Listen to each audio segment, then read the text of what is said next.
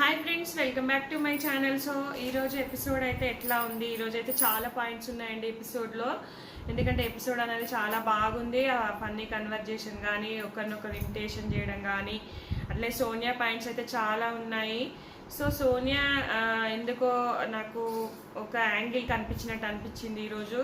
ఒక కొత్త యాంగిల్ ఏంటి అంటే, పృథ్వీ అండ్ విష్ణు మాట్లాడుకుంటుంటే కావాలని వచ్చి చిన్నమ్మ డిస్టర్బ్ చేసినట్టు అనిపించింది.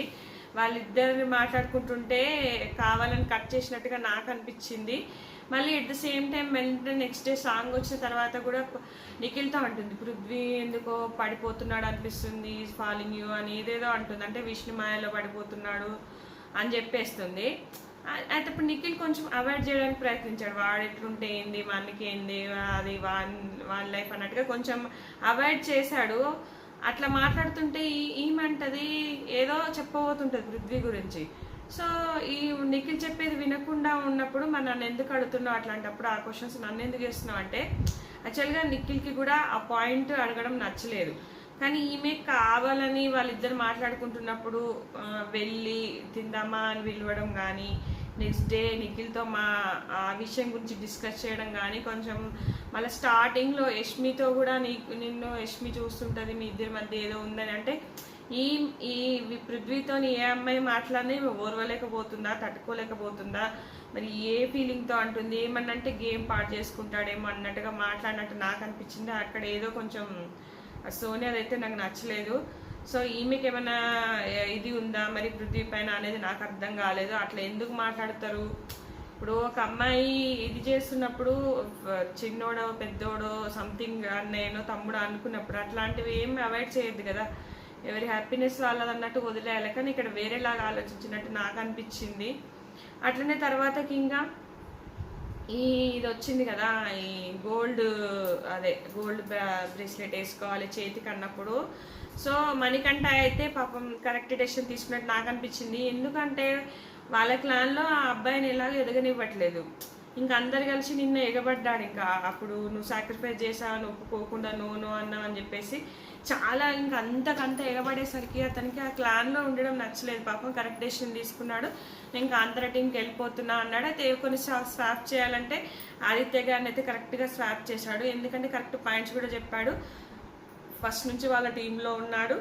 సో ఇప్పుడు వీళ్ళ టీంతో ర్యాప్ పెరగాలన్న ఉద్దేశంతో అయితే సారీ వీళ్ళ టీంతో ర్యాప్ పెరగాలి, వీళ్ళతో ఉండాలి అని చెప్పేసి చేశాడు. మంచి పాయింట్స్ చెప్పాడు మణికంఠ. ఎందుకంటే ఇంకా నేను అక్కడ కూడా ఆడలేకపోతున్నా, కనీసం ఇక్కడైనా రీఫ్రెష్ అయ్యి ఆడతా అని చెప్పాడు. కానీ అయితే అంతకుముందు డిస్కషన్స్ చాలా జరుగుతాయి. నిఖిల్తో నువ్వు నన్ను ఫిజికల్ టాస్క్లు ఆడనిస్తావా అది ఇదని గట్టిగానే అడుగుతాడు. కానీ మన టీంకి నష్టం లేదనుకుంటే నేను ఆడనిస్తా, నేను సేవ్ చేస్తా అంటాడు. అది కొంచెం అతనికి కన్విన్సింగ్గా అనిపించలేదు ఆ పాయింట్. మళ్ళీ తర్వాత నబీల్ ఎందుకు ట్రై చేస్తలేవు నువ్వు అని అడుగుతాడు. ట్రై చేశాడు కూడా. అడిగితే అసలు నబీల్కి రావడానికి ఇష్టం లేదు. యష్మి కూడా కరెక్ట్గా అడుగుతుంది. ఎందుకంటే నేను చీఫ్గా ఉన్నప్పుడు ఒక రోజు ముందే రేపు ఏం చేయాలని మేము డిస్కస్ చేసుకునే వాళ్ళం, అందరం మాట్లాడుకునే వాళ్ళం. కానీ నువ్వు మమ్మల్ని ఏం అడగట్లేదు, మీరే పృథ్వీ, నువ్వు సోనియా మీరే డెసిషన్ తీసుకుంటున్నారు, మమ్మల్ని ఏం అడగట్లేదు అంటాడు. అంటేది ఆమె నిఖిల్తో. నిఖిల్ అంటాడు, అంటే నువ్వు అంటే ఇష్టం లేకుండా నేను ఫస్టే పంపించేదాన్ని కదరా, మనీ నేను ఎందుకు పంపిస్తాను అదే ఏదో బొంకుతాడు. కానీ యాక్చువల్గా యష్మి అంటే ఇష్టం లేదు, మనీ అంటే ఇష్టం లేదు నిఖిల్కి. అసలు కన్నింగ్ గేమ్ ఆడుతున్నాడు. నిఖిల్కి ఎవరు ఇష్టం లేదు. తాను సోనియా పృథ్వీ మేమే టాప్ 5లో ఉండాలన్నట్టుగా మాట్లాడుతున్నాడు. సో యష్మిని కూడా ఏదో లూప్ హోల్స్ వెతకనీకి వచ్చింది అన్నట్టుగానే చెప్తూ ఉంటాడు. పాపం యష్మికి కూడా ఎక్కడో ఫీలింగ్ ఉంది, అందుకే నర్వస్గానే ఉండిందని నాకు అనిపించింది. నెక్స్ట్ ఇంకా సోనియా నేను వెళ్తాను ఏదో అన్నదో లేదో కానీ, నిఖిల్ నువ్వు వెళ్తే తాట తీస్తా సోనియా నేను తాట తీస్తా, నువ్వు నాకు రైట్ హ్యాండ్, పెద్ద ఇదైపోతున్నాడు ఆమెను చూసుకొని అనిపించింది నాకు. అంత ఇది ఇస్తున్నాడు. సో ఇంకా నబీల్ అయితే నేను ఓనని చెప్పేసాడు కట్టాకట్. ఇక మణికంఠ పాపం అడిగి కానీ కరెక్ట్ డెసిషన్ తీసుకున్నాడు.